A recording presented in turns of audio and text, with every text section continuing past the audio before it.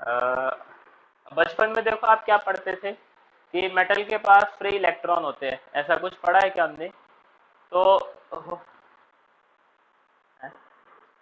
हाँ हाँ हाँ, जो अपने मेटल होते हैं ना, उनमें जो इलेक्ट्रॉन होते हैं मेटल के अंदर, जो अपने इलेक्ट्रॉन होते हैं वो लूजली हेल्ड होते हैं। लूजली मतलब जरा सी इलेक्ट्रिक फील्ड मिलती है और वो फ्री हो जाते हैं। फ्री होती जो है वो मूव करेंगे, और मूवमेंट ऑफ चार्ज क्या होता है, अपना करंट होता है, तो वो कंडक्टर की तरह बिहेव करता है। अगर मान लो इंसुलेटर है और इंसुलेटर के पास भी कहीं से फ्री इलेक्ट्रॉन आ जाए, तो वो क्या कंडक्टर बन जाएगा? बिल्कुल बन जाएगा, क्योंकि इलेक्ट्रॉन मूव कर जाएगा, मूव करेगा तो वो कंडक्टर की तरह बिहेव करेगा। तो यहाँ पे एग्जाम्पल समझना, मैं आपको डायग्राम बना के समझाता हूँ, कोशिश करना समझने की। देखो अपने पास एटम है, एटम है अपने पास, इसके अंदर होते हैं इलेक्ट्रॉन। तो थोड़ी सी मुश्किल चीज है, बट कोशिश करोगे समझ आएगा। हमारा यार नेट धीरे हो गया होगा। अ, अब देखो, ये अगर मैं बात करूं, ये इंसुलेटर है, अगर मेरा, मैं ऐसे बोल रहा हूँ कि कोई इंसुलेटर है अपने पास, उसका ये एटम है इंसुलेटर का। हाँ यार, वाईफाई लगवा रखा है मैंने। तो यहाँ देखो, जो इंसुलेटर जो है, हम लगाते हैं इसके चारों तरफ इलेक्ट्रिक फील्ड। मैं बात करता हूँ कि मेरी इलेक्ट्रिक फील्ड है ऐसे, इधर को है डायरेक्शन इलेक्ट्रिक फील्ड की। ये इंसुलेटर है कोई, जिसको इलेक्ट्रिक फील्ड में हमने रखा हुआ है। अब देखो यहाँ पे क्या गेम होगा स्टार्ट, वो देखते हैं। ये जो वैलेंस शेल के इलेक्ट्रॉन अपने, ये वाले जो है, इनको देखो, न्यूक्लियस जो है वो अट्रैक्ट करेगा। तो ये लगाएगा फोर्स न्यूक्लियस। तो ये कौन सा फोर्स लगाएगा? इलेक्ट्रोस्टैटिक फोर्स लगाएगा। ये पॉजिटिव चार्ज है, ये नेगेटिव चार्ज, दोनों अट्रैक्ट करेंगे। ये इलेक्ट्रिक फील्ड जो है, ये इलेक्ट्रॉन पे इस तरफ फोर्स लगाएगी, ये लगाएगी force due to electric field. क्योंकि हम ये बात जानते हैं कि जो इलेक्ट्रिक फील्ड है, वो किसी भी चार्ज पे फोर्स लगाती है। और कैसे फोर्स लगाती है? अगर इलेक्ट्रॉन होता है तो opposite to the direction of electric field. अब शुरू में क्या होगा, जब इलेक्ट्रिक फील्ड की वैल्यू कम है, यानी इस ई की वैल्यू कम है, तो होगा क्या, ये न्यूक्लियस वाला फोर्स जो है वो जीत जाएगा, और नेट फोर्स जो है वो अभी भी इधर ही आएगा। लेकिन हम क्या करते हैं, धीरे धीरे इसकी वैल्यू बढ़ाते हैं इलेक्ट्रिक फील्ड की।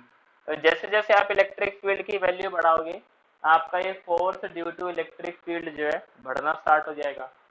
एक टाइम ऐसा आएगा, ये तो देखो फोर्स न्यूक्लियस वाला फिक्स्ड है, क्योंकि ये न्यूक्लियस भी अपना फिक्स्ड है, इलेक्ट्रॉन भी फिक्स्ड है, इनके बीच का डिस्टेंस भी फिक्स्ड है, चार्जेस भी फिक्स्ड है। तो इसकी वैल्यू जो है वो फिक्स्ड रहेगी आपकी पर्टिकुलर एटम के लिए। एफ न्यूक्लियस जो है वो फिक्स है, यानी कि न्यूक्लियस जिस फोर्स के साथ अट्रैक्ट कर रहा है इलेक्ट्रॉन को, वो वैल्यू है फिक्स। लेकिन इस वैल्यू को हम चेंज करवा सकते हैं, कैसे? ए की वैल्यू को चेंज करके। ए की वैल्यू को जितना बढ़ाते जाएंगे, इसकी वैल्यू भी बढ़ती जाएगी। एक टाइम ऐसा आएगा कि जो इलेक्ट्रिक फील्ड वाला फोर्स है, वो ज्यादा हो जाएगा अपना न्यूक्लियस के फोर्स से। जब ऐसा होगा देखो, इस वाली कंडीशन पे क्या होगा, आपका जो इलेक्ट्रॉन है नॉकआउट हो जाएगा एटम से, मतलब एटम से जो है वो इलेक्ट्रॉन अपना बाहर आ जाएगा। क्योंकि अब ये वाला जो फोर्स है, राइट साइड वाला, वो ओवरकम कर जाएगा फोर्स एक्सर्टेड बाय न्यूक्लियस। और अगर ये इलेक्ट्रॉन बाहर आ गया, तो अपना जो इंसुलेटर है वो एक कंडक्टर की तरह बिहेव करना स्टार्ट कर देगा। क्योंकि कंडक्टर की तो प्रॉपर्टी यही है कि उसके पास जो है वो फ्री इलेक्ट्रॉन होते हैं। अब देखो, जो ये पूरा का पूरा फिनोमिना है, इसी को हम डाइलेक्ट्रिक का कॉन्सेप्ट कहते हैं। तो डाइलेक्ट्रिक बेसिकली एक इलेक्ट्रिक फील्ड की वो वैल्यू है, जब आपका जो इंसुलेटर है उसके एटम में से इलेक्ट्रॉन बाहर आ जाए, या फिर हम बोलते हैं कि जो आपका इंसुलेटर है वो आयोनाइज हो जाए, एक इलेक्ट्रॉन जो अपना लूज कर दे, उस इलेक्ट्रिक फील्ड वैल्यू को आप उसका डाइलेक्ट्रिक बताते हो। हर इंसुलेटर का डाइलेक्ट्रिक अलग अलग होता है। तो जब वो होता है ना, से लाइटनिंग होती है, बिजली कड़कती है, तो अपनी एयर है, देखो एयर की भी कुछ डाइलेक्ट्रिक है।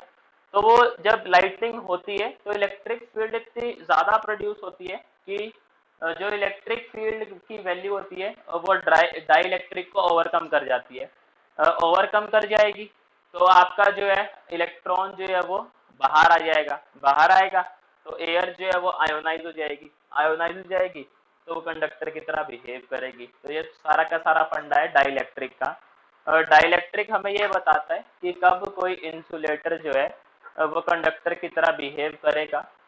तो आप अगर आपसे वाइवा में पूछता है तो देखो आप क्या बताओगे डाइलेक्ट्रिक के बारे में कि वो इलेक्ट्रिक फील्ड की वैल्यू जिसपे इंसुलेटर के एटम में से इलेक्ट्रॉन बाहर निकल जाए उसको हम बोलते हैं डाइलेक्ट्रिक, उस पर्टिकुलर इंसुलेटर का। तो ये डाइलेक्ट्रिक से रिलेटेड अपनी कुछ बातें थी। इसकी एप्लीकेशन क्या है कि जब लाइटनिंग होती है तो आपकी जो एयर है वो आयोनाइज हो जाती है, बेसिकली एयर जो है वो इंसुलेटर ही है, बट तब वो आयोनाइज हो जाती है, आयोनाइज होने के बाद जो है वो कंडक्टर बन जाती है और फिर जो है इलेक्ट्रिक शॉक लगता है लोगों को। तो ये डाइलेक्ट्रिक से रिलेटेड बात थी। अब बताओ किसी को इसमें कोई डाउट है क्या कि डाइलेक्ट्रिक है क्या? अब बताओ क्या डाउट है।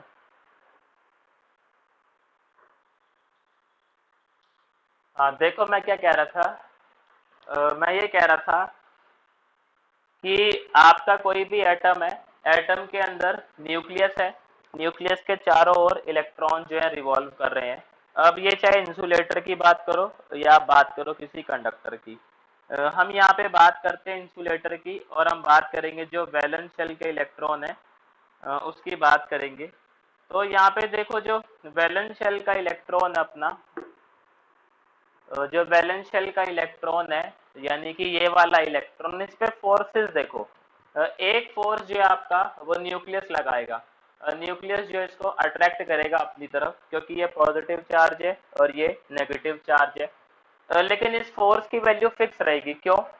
न्यूक्लियस से वैलेंस शेल तक का डिस्टेंस जो है वो कांस्टेंट होता है, न्यूक्लियस का चार्ज फिक्स है, इलेक्ट्रॉन का चार्ज फिक्स है, तो ये वाले फोर्स की वैल्यू फिक्स है।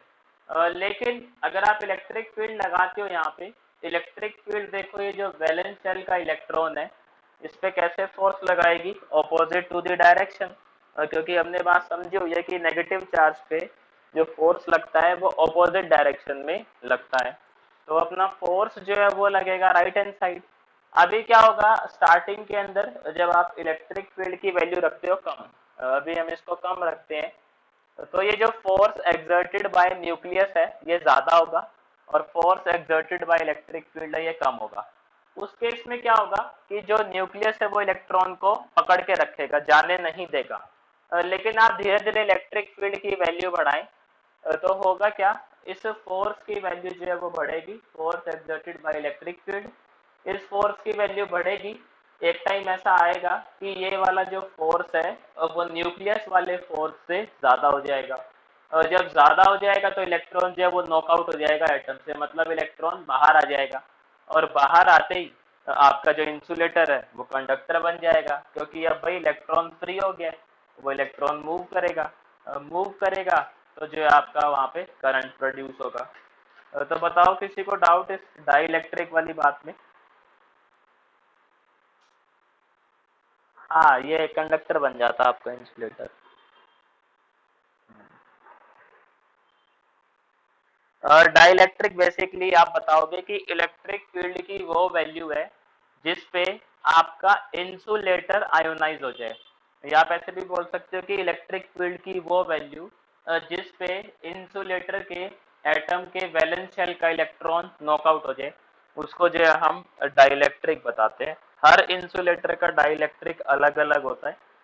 इसकी एप्लीकेशन भी बता सकते हो आप वाइवा में, लाइटनिंग वाली, कि जब लाइटनिंग होती है तो इतनी स्ट्रॉन्ग इलेक्ट्रिक फील्ड प्रोड्यूस होती है कि जो आपकी एयर है, एयर वैसे इंसुलेटर है लेकिन लाइटनिंग इतनी ज़्यादा पावरफुल होती है और इलेक्ट्रिक फील्ड बनती है, उसकी वजह से जो आपकी एयर है वो आयोनाइज हो जाती है, और आयोनाइज होते ही जो है वो कंडक्ट करने लग जाती है, और कंडक्ट करेगी तो जो भी उसके कांटेक्ट में आएगा एयर के उसको जो है एक इलेक्ट्रिक शॉक लगता है। तो ये सारी की सारी रामायण थी अपनी डाई इलेक्ट्रिक से रिलेटेड। वाह वाह तो होगा ही यार, वाह वाह थोड़ी तुम्हारा माफ, वाह वाह थोड़ी माफ कर देंगे यार तुम्हारा।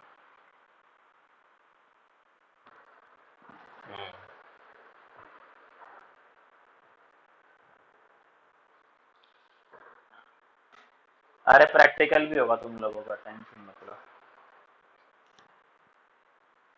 होगा, स्कूल खुलेंगे अभी, क्यों टेंशन ले रहे हो तुम।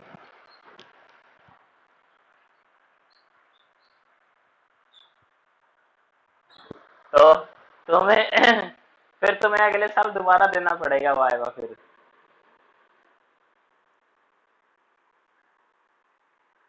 चलो। तुम्हें मैं एक बात बताऊं। बहुत सारी जो कंपनियां है ना, अ, जैसे ओरेकल है, किसी ने नाम सुना हो। अपनी जो है माइक्रोसॉफ्ट है, माइक्रोसॉफ्ट है। इनका जो इंटरव्यू होता है ना, वो ऑनलाइन होता है। तो आपको क्या लगता है वो इतने पागल है कि आप टैब खोलोगे और उन्हें पता नहीं लगेगा? साइकोलॉजिकली बहुत सारे अपने उनके पास। अरे तुम कुछ भी कर लो, कुछ भी कर लो, वो उनको मालूम चल जाता है भाई साहब। साइकोलॉजी पे है ये टेक्निक, जिससे मालूम चल जाता है कि कुछ सस्पिशियस एक्टिविटी हो रही है दूसरी साइड, और फिर तुम फंस जाते हो।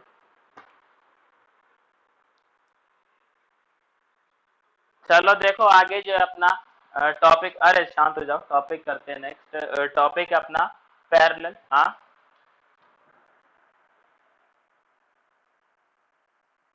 हर किसी के लिए डाइलेक्ट्रिक की वैल्यू फिक्स्ड है।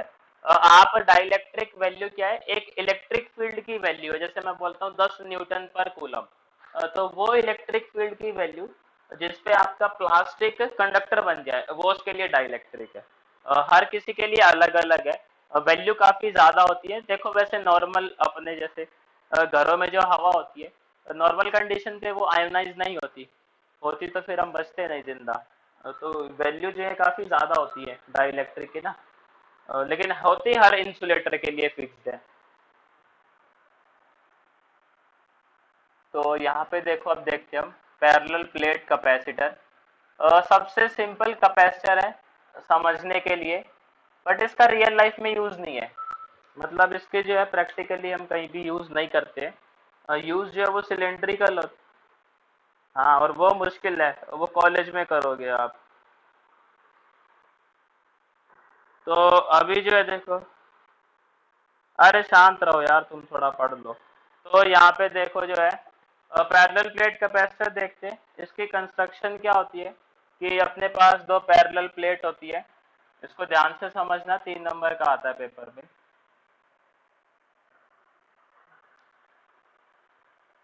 शीट है अपने पास तो, और हम ये मान के चलते हैं कि जो अपनी जो दोनों शीट है, इनके जो बीच का डिस्टेंस है ये है अपना डी।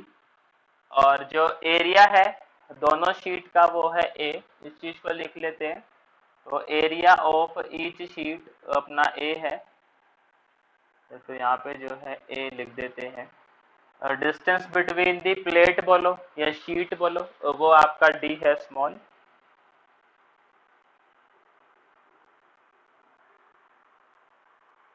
इसके बाद जो है यहाँ पे देखो हमने बात समझी थी कि जब 2D कंडक्टर की बात होती है तो वहां पे लेते हैं हम सरफेस चार्ज डेंसिटी। तो इसमें क्या होता है, कैपेसिटर के अंदर एक प्लेट पे तो होता है आपका पॉजिटिव चार्ज यानी कि प्लस क्यू, और दूसरे पे होता है माइनस क्यू। जितना पॉजिटिव चार्ज इधर होता है उतना ही नेगेटिव चार्ज जो आपको इस प्लेट पे मिलेगा। और इलेक्ट्रिक फील्ड सेटअप होती है इन दोनों प्लेट के बीच में। तो इलेक्ट्रिक फील्ड जो अपनी वो बनती है पॉजिटिव प्लेट से नेगेटिव प्लेट। तो यहाँ पे जो है वो इलेक्ट्रिक फील्ड बन जाएगी।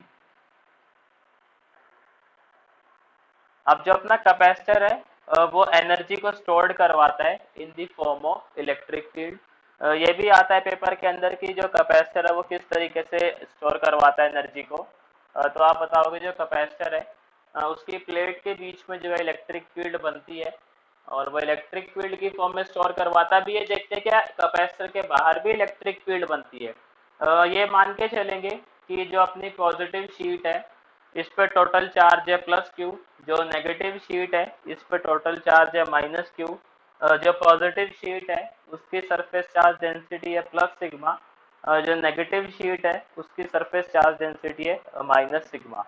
तो मैं ऐसे लिख लेता हूँ, सरफेस चार्ज डेंसिटी जो है वो है अपनी प्लस माइनस सिग्मा। एक की प्लस सिग्मा है, एक की माइनस सिग्मा है।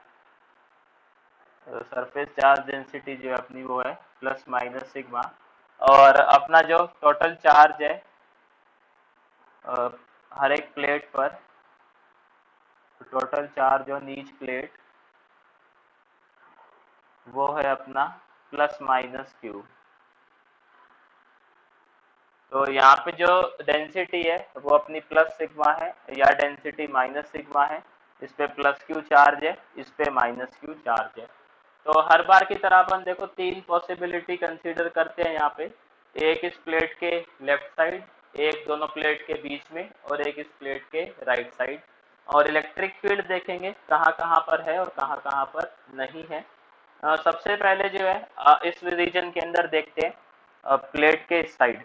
तो किसी शीट की वजह से इलेक्ट्रिक फील्ड अगर आपको याद हो तो उसका फॉर्मूला हमने पढ़ा था सिग्मा बाय 2 एप्सिलॉन नॉट, कोई भी शीट होती। हाँ, तो यहाँ देखो पहले वो बनाते हैं डायरेक्शन, फिर बात करेंगे। जो पॉजिटिव शीट है उसकी वजह से इलेक्ट्रिक फील्ड मिलेगी आउटवर्ड, तो E due to positive sheet, और नेगेटिव वाले की वजह से मिलेगी inward, E due to negative. ये होगी सिग्मा बाय 2 एप्सिलॉन। लाला चुप रहो, डाउट हो तो पूछना। ये हो जाएगा सिग्मा बाय 2 एप्सिलॉन नॉट। तो यहाँ पे जो है फील्ड जीरो आ जाएगी। अभी जो है देखो राइट हैंड साइड की बात करेंगे, तो यहाँ पे जो है नेगेटिव वाले की वजह से इनवर्ड होगी अपनी, और पॉजिटिव वाले की वजह से आउटवर्ड होगी। और फिर से दोनों जो है एक दूसरे को कैंसिल कर जाएंगी और फील्ड जो है अपनी जीरो आ जाएगी। अब बात करेंगे दोनों प्लेट के बीच में, तो यहाँ देखो जो अपनी नेगेटिव वाली है उसकी वजह से इस साइड होगी, और जो पॉजिटिव वाली है उसकी वजह से भी इसी साइड होगी। तो जो दोनों प्लेट है उनके बीच में इलेक्ट्रिक फील्ड है, अब वो देखते हैं कितनी होती है। तो electric field between the plate, electric field between the plate, हाँ यही होगी। तो दोनों को ऐड करेंगे देखो यहाँ पे, तो ये हो जाएगा sigma bye 2 epsilon not plus sigma bye 2 epsilon not, और अपना आंसर जो है वो आ जाएगा सिग्मा बाय एप्सिलॉन नॉट। ये आ गई अपनी इलेक्ट्रिक फील्ड। तो ई की वैल्यू आ चुकी है सिग्मा बाय एप्सिलॉन नॉट। अब देखो हमने थोड़े टाइम पहले ये पढ़ा था कि अगर हमें पोटेंशियल डिफरेंस निकालना है डेल्टा वी, तो उसका फॉर्मूला होता है electric field into distance between the point, तो जिन पॉइंट के बीच में हम पोटेंशियल डिफरेंस निकालना चाह रहे हैं। मैं बात करूंगा इन दोनों प्लेट के बीच में पोटेंशियल डिफरेंस की। उसको मैं वी लेट कर लेता हूँ कि पोटेंशियल डिफरेंस जो है यहाँ से यहाँ तक वो वी है। तो यहाँ पे लिखते हैं potential difference between the plate, जो कि हमने वी लेट किया हुआ है। पोटेंशियल डिफरेंस वो अपना वी है, उसका फॉर्मूला होता है electric field into distance. Electric field E है, दोनों प्लेट के बीच का डिस्टेंस डी है। ये वी का फॉर्मूला लिखा मैंने। अब हम लोग क्या करेंगे, इस ई की वैल्यू जो है यहाँ पे उठा के पुट कर देंगे। तो देखो उससे क्या फायदा होगा, उससे अपना जो वी है वो अपना आ जाएगा v is equals to sigma by epsilon naught D. अब हम ये बात जानते हैं कि जो अपनी सरफेस चार्ज डेंसिटी होती है उसको हम निकालते हैं टोटल चार्ज अपॉन में टोटल एरिया। तो एक बारी देखते हैं कि हमने सिग्मा जो है वो कैलकुलेट किस तरीके से किया होगा। तो मैं इधर लिखता हूँ, और सिग्मा हमने जो है सरफेस चार्ज डेंसिटी निकाली होगी, सरफेस चार्ज डेंसिटी। और ये देखो इसको हम सिग्मा से डिनोट करवाते हैं। ये हमने निकाला होगा टोटल चार्ज जो कि हमने क्यू लेट किया हुआ है, और एरिया जो है वो ए लेट किया हुआ है। तो सिग्मा हमने निकाला होगा क्यू बाय ए करके। अब क्या करेंगे, इस सिग्मा की ये जो वैल्यू है क्यू बाय ए, इसको यहाँ पुट कर देते हैं सिग्मा की जगह पर। तो v जो अपना आ जाएगा q divide by A epsilon naught D. तो ये एक्सप्रेशन आया अपने पास। अब देखो मैंने आप लोगों को बताया था कि दुनिया में जितने भी कैपेसिटर होते हैं वो इस इक्वेशन को ज़रूर फॉलो करते हैं, Q is equals to C V. या फिर मैं बात करूँ जो अपना होता है Q by V is equals to C, ये वाला रिलेशन देखा था। तो ये वाला लिख लेते हैं Q by C, Q by V. Q by V जो अपना वो सी होता है, हमें सी निकालना है बेसिकली कि पैरेलल प्लेट जो कैपेसिटर है उसकी कैपेसिटेंस होती कितनी है। तो क्या करेंगे यहाँ पे, देखो यहाँ पे ये बनाने की कोशिश करते हैं क्यू बाय वी। तो क्यू तो है इधर, वी को नीचे ले जाओ और बाकी सबको उधर ले आओ। तो ए एप्सिलॉन नॉट जो है वो ऊपर आ जाएगा, डी अपना नीचे चला जाएगा, इधर आ जाएगा अपना क्यू, इधर आ जाएगा वी। अब हम क्यू बाय वी को जो है सी लिख सकते हैं। तो सी अपना आ गया A epsilon not by D. तो ये अपने पास आ गया capacitance of a parallel plate capacitor. सबसे सिंपल है, 3 नंबर के अंदर आता है बोर्ड के अंदर, A epsilon not by D. कभी कभी 1 नंबर में ये भी पूछ लेता है कि जो कैपेसिटेंस है वो किस किस फैक्टर पे डिपेंड करती है। तो आप सबसे पहले बताओगे यहाँ पे जो पैरेलल प्लेट कैपेसिटर है उसकी कैपेसिटेंस एरिया ऑफ प्लेट के जो है डायरेक्टली प्रोपोर्शनल है। जितना ज्यादा एरिया होगा मतलब जितनी बड़ी प्लेट होगी उतनी ज्यादा कैपेसिटेंस होगी। उसके बाद अपना एप्सिलॉन नॉट, एप्सिलॉन बताता है मीडियम। तो किस मीडियम के अंदर रखा हुआ है उस पर भी जो उसकी कैपेसिटेंस डिपेंड करती है।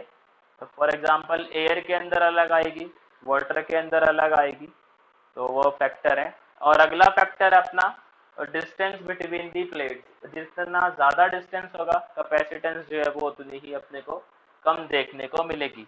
कैपेसिटेंस बेसिकली था क्या, एबिलिटी टू स्टोर चार्ज। जितनी ज़्यादा कैपेसिटेंस होगी कैपेसिटर की उतनी ज़्यादा उसकी एबिलिटी होगी कि वो चार्ज को स्टोर करवा पाए। जितने ज़्यादा चार्ज को स्टोर करवा पाएगा उतनी ज़्यादा एनर्जी उसके अंदर स्टोर होगी, और जितनी ज़्यादा एनर्जी उसके अंदर स्टोर होगी उतना ही ज़्यादा बढ़िया है। और एक तो खैर अपना एप्लीकेशन स्पेसिफिक भी है कि कितनी एनर्जी हमें चाहिए, बट जितनी ज़्यादा हो सकती है वो बढ़िया ही है। तो डेरिवेशन थी ये, इसको नोट कर लो, और 3 नंबर में आती है। और कोई डाउट है तो बताओ मेरे को इसके अंदर, चीज समझ आ गई। देखो देखो देखो, पॉजिटिव चार्ज की वजह से इलेक्ट्रिक फील्ड होती है आउटवर्ड।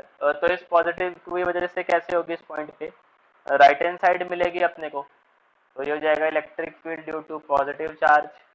नेगेटिव की वजह से होती है इनवर्ड। तो इस शीट को मैं देखूं तो इसकी तरफ आएगी इलेक्ट्रिक फील्ड, तो ये हो जाएगा electric field due to minus. अब दोनों की डायरेक्शन सेम है, तो इसको जो सिंपली ऐड कर देंगे। इसको लिख रहे हो या फिर मैं हटाऊं?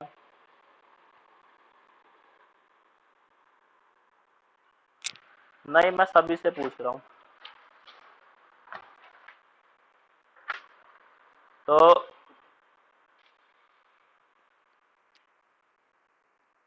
सर्किट बोर्ड में मोस्टली में यूज होता है ये। कोई भी आप सर्किट बोर्ड उठा लो, आप रिमोट का जो ग्रीन प्लेट है उसको देख लो, कंप्यूटर की प्लेट मदरबोर्ड आता है उसको देख लो, टीवी के सर्किट आता है, कोई भी सर्किट उठा लो आपको कैपेसिटर जो है मिल ही जाएगा।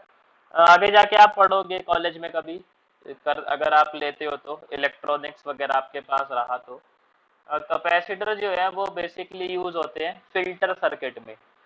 फिल्टर सर्किट क्या होते हैं कि जैसे हम बोलते हैं हेलो मोबाइल के अंदर, तो हेलो तो जाता है, लेकिन वो मीडियम के थ्रू जा रहा है हेलो, मतलब सैटेलाइट यूज हो रहा है, टावर यूज हो रहे हैं। तो क्या है, रास्ते के अंदर बहुत सारी इसके अंदर नॉइज आ जाती है, नॉइज मतलब अनवांटेड साउंड्स। तो उन अनवांटेड साउंड को हटाने के लिए फिल्टर सर्किट यूज करे जाते हैं, और उन फिल्टर सर्किट के अंदर कैपेसिटर यूज करा जाता है। पढ़ोगे आप, अगर इलेक्ट्रॉनिक्स आएगा आपके पास ना आगे, तो फिल्टर सर्किट भी पढ़ोगे आप।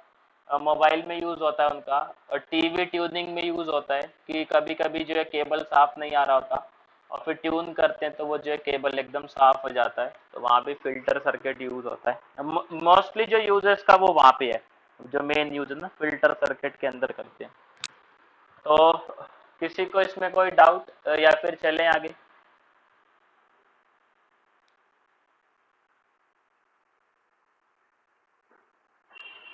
तो वो तो डिपेंड करता है उसकी कैपेसिटेंस कितनी है, और कितना बड़ा कंडक्टर का आपने कैपेसिटर बनाया हुआ है। हमने देखा था ना, अगर आप अर्थ के जितना बड़ा भी कंडक्टर ले लेते हो तब भी जो है उसकी कैपेसिटेंस 711 माइक्रोफैराड ही आती है।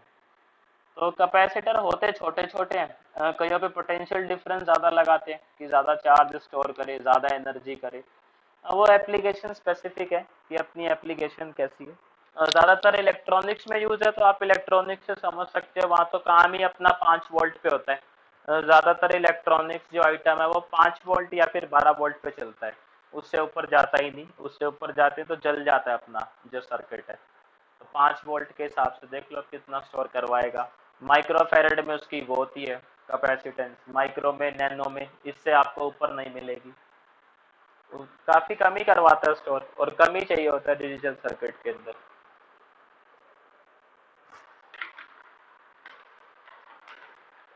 तो इसके बाद देखो जो अपना टॉपिक है, वो डेरिवेशन ही अगेन, वो डेरिवेशन ये है कि किसी कैपेसिटर के अंदर कितनी एनर्जी स्टोर्ड होती है। तो वो देखते हैं, डिराइव करते हैं कितनी एनर्जी स्टोर्ड होगी, और फिर कुछ उस पर बातें बना लेते हैं अपना। पैरेलल प्लेट की बात करेंगे अपन लोग। तो 2 प्लेटें बना देते हैं और फिर देखते हैं कैसे वर्क करवाएंगे हम लोग।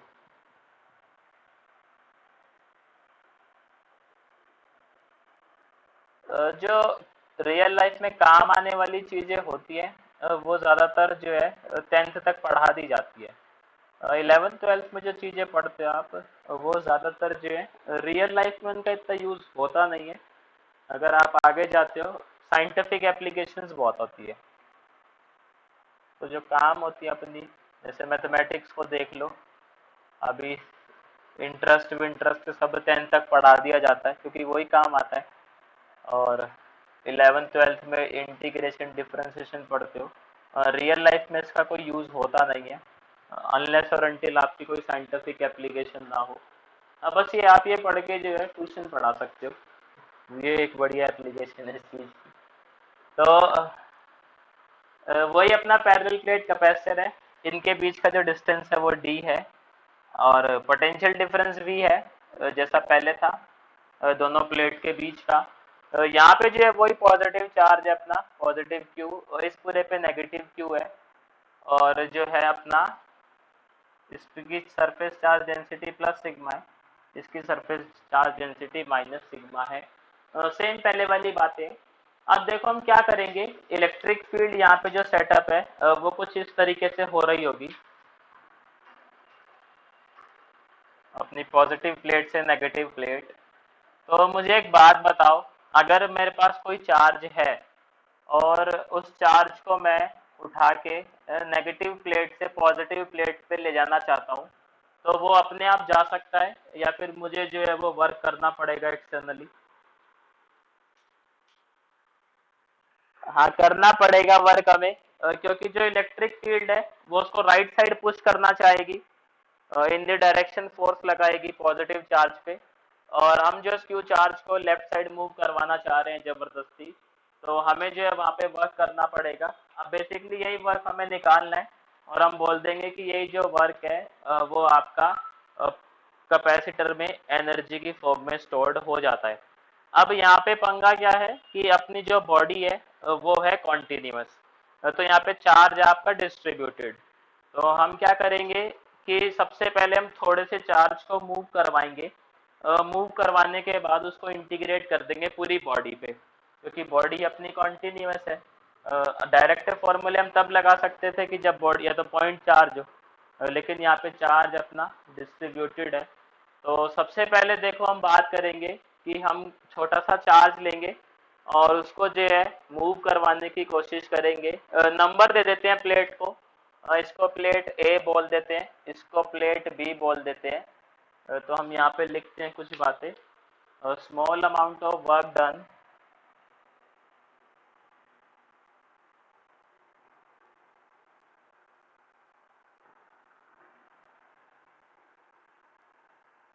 Work done in moving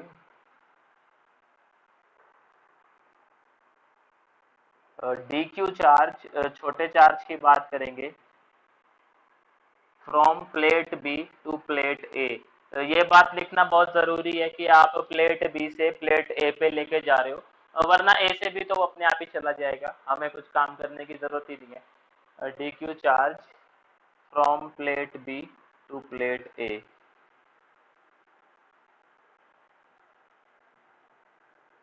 plate B to plate. देखो 12th के बाद जिसको जो भी करना है वो अभी डिसाइड करना स्टार्ट कर लेना, क्योंकि बाद में टाइम नहीं मिलेगा और फिर ये हो जाएगा कि जो मिल जाए वही बढ़िया है और वो बेकार है। तो अभी डिसाइड कर लेना किसको क्या करना है। तो यहाँ पे देखो वर्क डन का हम फॉर्मूला देखते हैं। वर्क डन हम लोगों ने पढ़ा था, डब्ल्यू जो होता है वो होता है क्यू डेल्टा वी। तो जो पोटेंशियल डिफरेंस है इन दोनों प्लेट के बीच में वो कितना लगा हुआ है, अपना v लगा हुआ है। तो वर्क डन हो जाएगा क्यू वी। अब क्योंकि हम स्मॉल चार्ज को मूव करवा रहे हैं जो कि अपना डी क्यू, तो वर्क डन जो है वो हो जाएगा अपना डी डब्ल्यू। तो यहाँ पे जो वर्क डन है यानी कि डी डब्ल्यू वो हो जाएगा अपना डी क्यू, वी आगे लिख लेता हूँ मैं, और डी क्यू। तो यहाँ पे डी क्यू, वी कौन पोटेंशियल डिफरेंस जो है वो वी लगा हुआ है और क्यू अपना वो डी क्यू है, स्मॉल चार्ज। अब क्योंकि ये कैपेसिटर है और जैसा कि मैंने बताया दुनिया के जितने भी कैपेसिटर होते हैं वो एक इक्वेशन को जरूर फॉलो करते हैं, उनकी मास्टर इक्वेशन जो है Q is equals to C V. तो ये कैपेसिटर भी जो है वो फॉलो करेगा, Q is equals to C V होता है। तो यहाँ से देखो V की वैल्यू निकाल लो, V हो जाएगा Q बाय सी।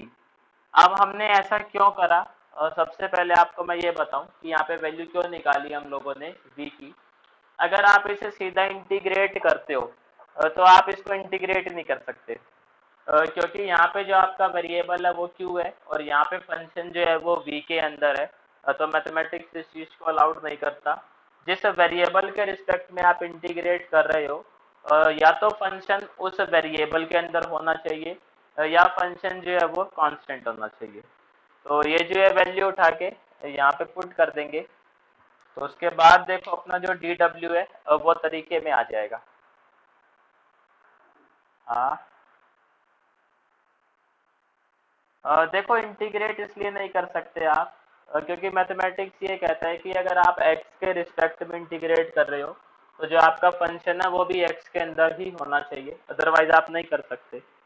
या तो आप जो है उस फंक्शन को x की फॉर्म में लेके आओ। यहाँ पे भी आप इंटीग्रेट कर रहे हो q की रिस्पेक्ट में और फंक्शन आपका v की फॉर्म में है, तो हम नहीं कर सकते। या तो आप इसको v की फॉर्म में ले जाओ या आप इसको q की फॉर्म में ले आओ, दो ऑप्शन है। तो जो आसान पड़ता है वो करते हैं एप्लीकेशन के हिसाब से।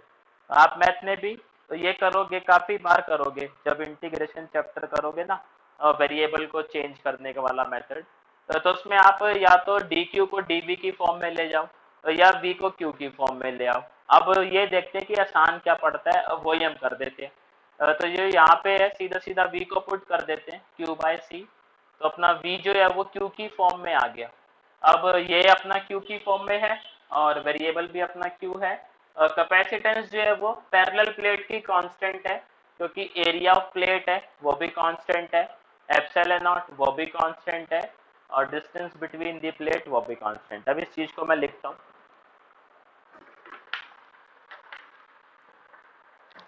तो जो पैरेलल प्लेट है अपना, इसकी कैपेसिटेंस अभी देखी हम लोगों ने, वो होती है A epsilon not by D. C की जो वैल्यू थी वो ये थी अपनी A epsilon not by D. तो यहाँ पे देखो एरिया ऑफ प्लेट कांस्टेंट है, एप्सिलॉन नॉट की वैल्यू कांस्टेंट है, डिस्टेंस बिटवीन दी प्लेट वो भी कांस्टेंट है। तो सी जो है यहाँ पे कांस्टेंट है, उसको इंटीग्रेशन से बाहर कर देंगे जब इंटीग्रेट करेंगे। तो यहाँ पे लिखते हैं इंटीग्रेट बोथ साइड। अब मैं आपसे कुछ सवाल जवाब करूंगा, मेरे को थोड़ा सा हेल्प करना। तो यहाँ देखो डी डब्ल्यू आ जाएगा अपना और यहाँ आ जाएगा अपना Q D Q divide by C. इस साइड जो है वो वर्क डन की लिमिट लगेगी। राइट हैंड साइड क्या कहते हो, लिमिट किस चीज की लगाई जाए?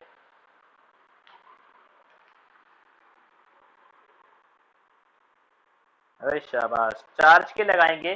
तो हम लिमिट कैसे लगाते हैं, minimum to maximum. Minimum charge क्या हो सकता है, जीरो, कि कोई चार्ज आपने ट्रांसफर करा ही ना हो। और मैक्सिमम क्या हो सकता है कि आपने सारा का सारा चार्ज ही ट्रांसफर कर दिया, क्यू का क्यू चार्ज ही।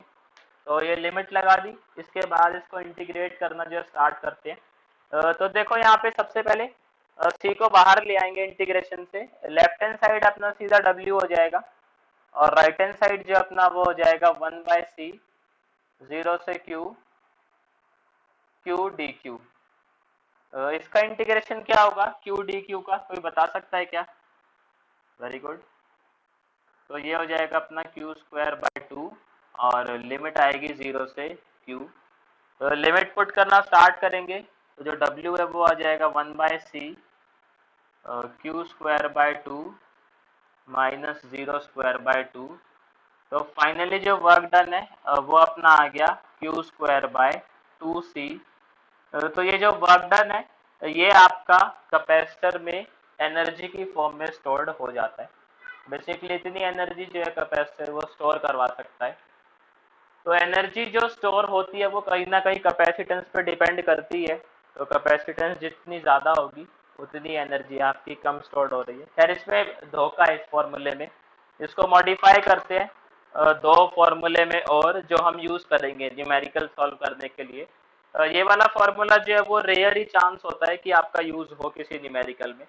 तो पहले इतना बताओ इसमें कोई डाउट, फिर वरना क्योंकि इस डब्ल्यू वाले को थोड़ा सा मॉडिफाई करते हैं वो जो यूज़ होगा अपने न्यूमेरिकल में।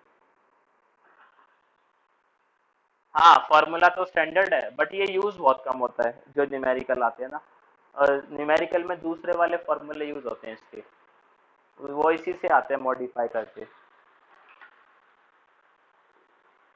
चलो नहीं है डाउट, बहुत बढ़िया। तो इसी फॉर्मूले को देखो थोड़ा सा मैं मॉडिफाई करना चाहूँगा। मॉडिफिकेशन कैसे करेंगे? तो ये वाला हटा देता हूँ पार्ट बीच का। करेंगे तो हो लाला क्या बात। रात को भाई साहब तो तुमने खाए हैं ना पराठे तो चढ़ गए हैं तुम्हारे। तो यहाँ देखो सबसे पहले हम क्या करेंगे, ये जो Q है हम कैपेसिटर की इक्वेशन देखेंगे। Q होता है अपना CV के इक्वल। तो हम यहाँ पे लिखेंगे Q होता है CV के इक्वल और इसके अंदर पुट कर दो Q की वैल्यू। और Q की वैल्यू जब पुट करोगे तो जो अपनी ये एनर्जी है U से डिनोट करवाएंगे इसको। यहाँ पे आप लाइन लिख लेना, this amount of work done is stored inside a capacitor in the form of energy. तो यहाँ पे जो है देखो अपन इसको Q को पुट करते हैं CV, तो ये हो जाएगा CV का whole square divide by 2C। तो यहाँ पे जो है अलग अलग लिख देते हैं C square V square divide by 2C। एक C से C कैंसिल हो जाएगा, U हो जाएगा हाफ CV स्क्वायर। तो ये वाला जो फॉर्मूला है ये सबसे ज़्यादा यूज होता है न्यूमेरिकल सॉल्व करते टाइम, हाफ CV स्क्वायर का एनर्जी का। उसके बाद इसकी एक देखो ये तो अपना वर्क डन आ गया Q स्क्वायर बाय 2C। उसके बाद मैं क्या कह रहा हूँ कि जो अपना कैपेसिटर है वो Q is equal to CV को फॉलो करेगा। फॉलो करेगा तो जो है हम यहाँ पे Q की वैल्यू पुट कर दो CV। तो CV का जो होल स्क्वायर लिख दिया मैंने। इसका मतलब क्या है, C का भी स्क्वायर है V का भी स्क्वायर है और एक C से C कैंसिल हो गया तो अपना ये आ गया हाफ CV स्क्वायर। एक मॉडिफिकेशन तो ये है, ये वाला जो फॉर्मूला है वो सबसे ज़्यादा यूज होता है न्यूमेरिकल सॉल्व करते टाइम। एक मॉडिफिकेशन और है इसकी, देखो जो हम ये बात बोल सकते हैं क्या कि अपना Q जो है वो CV है, इसी के अंदर करते हैं मॉडिफाई। C को जो है मैं क्या लिख सकता हूँ Q बाय V। तो यहाँ पे जो C है इसको Q बाय V लिख दो आप, उससे एक और नया फॉर्मूला आएगा। तो पुट करते हैं ज़रा, तो U जो है वो अपना हो जाएगा Q square divide by 2। C की जगह पुट करूंगा मैं Q divide by V। V जो है वो ऊपर पहुंच जाएगा, एक Q से Q कैंसिल हो जाएगा और U हो जाएगा हाफ QV। तो ये भी फॉर्मूला है। खैर ये दोनों यूज नहीं होते ज़्यादा, बहुत रेयर चांस है कि ये वाला यूज हो, ये तो होता ही नहीं, अभी तक तो हुआ नहीं यूज किसी न्यूमेरिकल में। सबसे ज़्यादा ये वाला होता है और उससे कम ये वाला होता है। तो फॉर्मूले जो है वो आप लोगों को याद होने चाहिए इसके। Q is equals to CV, ये तो याद होगा, होना ही होना चाहिए। उसके बाद पैरेलल प्लेट कैपेसिटर की capacitance A epsilon not by D। Then जो है अपने को याद होना चाहिए ये एनर्जी कितनी स्टोर्ड होती है, हाफ CV स्क्वायर वाला मेन है, अब वो आपको याद रखना ही रखना है, हाफ CV स्क्वायर होता है। कैपेसिटर जो है वो एनर्जी किस फॉर्म में स्टोर करवाता है, इलेक्ट्रिक फील्ड की फॉर्म में स्टोर करवाता है। तो ये कैपेसिटर से जुड़ी कुछ बातें थी। अभी इसमें एक एक्सप्रेशन और निकालना है हमें, जिसको हम बोलते हैं एनर्जी डेंसिटी या फिर energy stored per unit volume of capacitor. वो भी प्रूफ करने को आता है 2 नंबर के अंदर, तो उसको भी देखते हैं एक बारी जल्दी से। है वो भी आसान, बस थोड़ी सी मॉडिफिकेशन करनी पड़ेगी हमें। तो ये जो मैं हटा देता हूँ यहाँ से।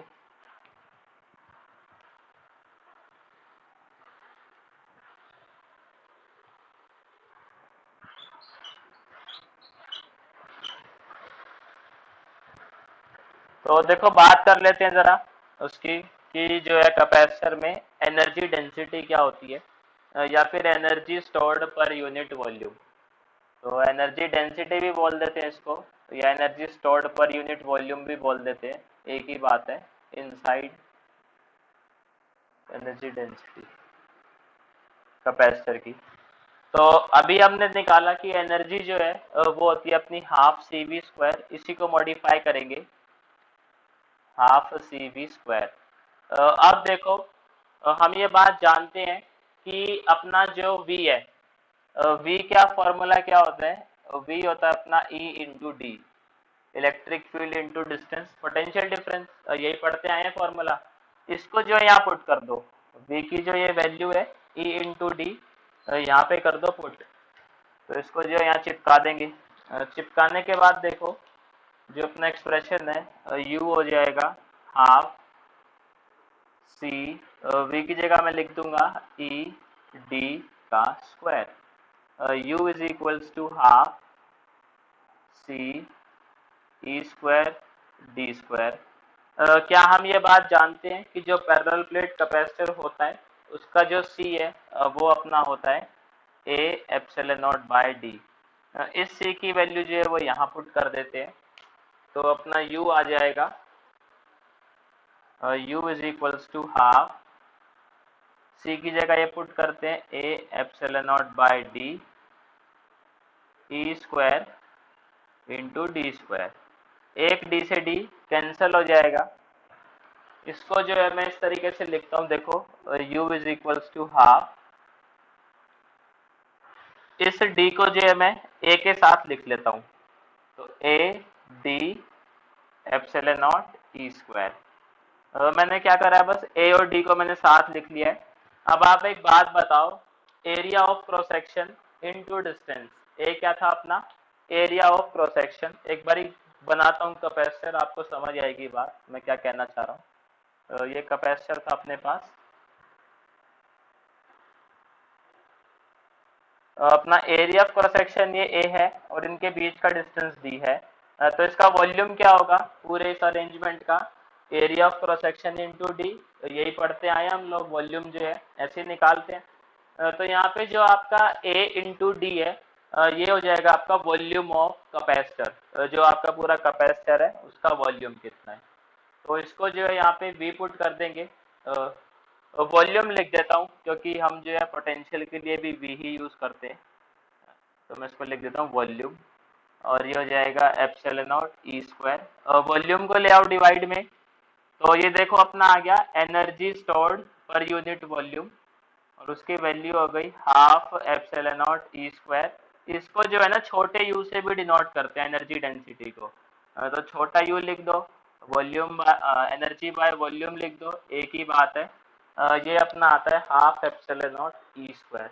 ये प्रूव करने को आता है पेपर में 2 नंबर के अंदर, कि किसी पैरेलल प्लेट कैपेसिटर में आप ये प्रूव करें कि जो उसमें एनर्जी डेंसिटी होती है वो होती है half epsilon not E square. तो ये भी अपनी डेरिवेशन है इससे रिलेटेड। तो ये सबको समझ आई क्या, या है इसमें डाउट? नहीं, हाँ ये डी डेंसिटी नहीं है, डी तो अपना डिस्टेंस है, डेंसिटी ये छोटा यू है। क्या चीज? छोटा यू है, छोटा यू जो है वो अपना एनर्जी डेंसिटी, या इसको हम बोलते हैं energy stored per unit volume. तो ये प्रूफ करने को आता है 2 मार्क में, इसलिए जरूरी है करना। नहीं है डाउट? देन देखो इसके बाद अपने पास एक सवाल है। सवाल ये है कि अगर अपन कैपेसिटर को किसी मीडियम के अंदर ले जाते हैं तो उसकी कैपेसिटेंस पे क्या फर्क पड़ेगा। अभी हम बात करेंगे सिर्फ पैरेलल प्लेट कैपेसिटर की, क्योंकि वही पढ़ रहे हैं। तो देखो उसको करते हैं कोशिश कि क्या फर्क पड़ेगा मीडियम में ले जाने से।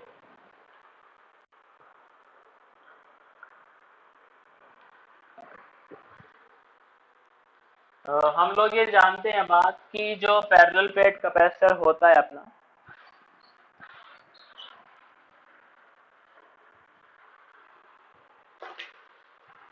उसकी कैपेसिटेंस होती है A epsilon not by D. तो जब आप इसको मीडियम में लेके जाओगे, ना तो आप इसका area of cross section change कर रहे हो, ना आप distance between the plate change कर रहे हो, आप क्या चेंज कर रहे हो उसका मीडियम। मीडियम चेंज करने से अपना क्या चेंज होता है, परमिटिविटी। तो हमें क्या करना पड़ेगा कि इस परमिटिविटी की जगह मीडियम की जो है वो परमिटिविटी यूज करनी पड़ेगी। तो मैं उसको ऐसे लिख लूँ क्या, जो मेरी कैपेसिटेंस है मीडियम के अंदर वो होता है A permittivity of medium divided by D. तो इससे देखो हमने जो स्टार्ट करा था इलेक्ट्रोस्टैट, याद करो जब हमने वो पढ़ा था कूलम फोर्स, तो हमने एक रिलेशन पढ़ा था कि जो अपना के होता है या फिर अपना ई आर होता है रिलेटिव परमिटिविटी, वो होती है permittivity of medium divided bye permittivity of vacuum.